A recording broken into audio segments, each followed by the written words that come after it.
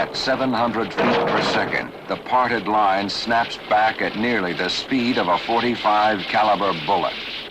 Anything in its path is sent tumbling. It lashes with a force like the proverbial ton of bricks. The fragile human body can be torn apart by this vicious assault. The synthetic line villain didn't strike any real sailors in this crew. The injuries we portrayed were to mannequins dressed as deck crewmen. You'll meet these guys again later in the film.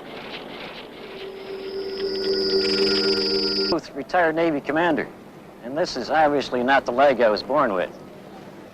I lost this leg and even more the other leg as a result of a snapback of a synthetic mooring line when I was executive officer of a ship of this class. I was craft master of the bow tug. I had the misfortune of witnessing the XO of the Barry get both legs cut off when the number 1 line parted. As we were unmooring from the Medmore, the 10-inch stern line around the bollard parted at the eye, hitting the chief and myself, driving us to the deck, and hitting the XO in the chest and killing him instantly. And we were told to hold the line, and we held the line and it had too much strain on it before he backed down off it.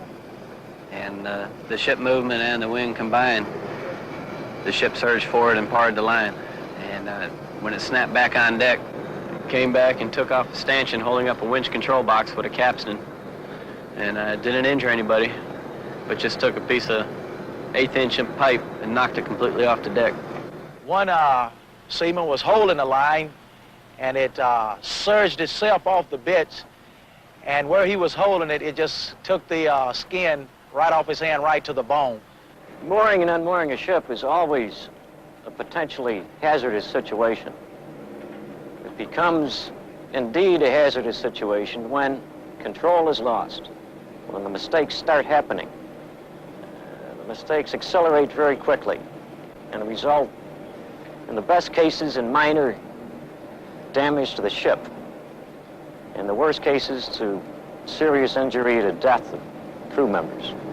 The most important thing that young men who are handling lines can be aware of is the terminology involved and have a deep respect for the elasticity of synthetic lines.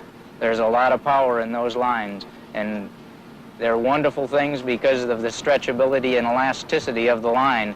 But if that line ever lets go, it'll return to normal instantly. It doesn't matter what's in its way.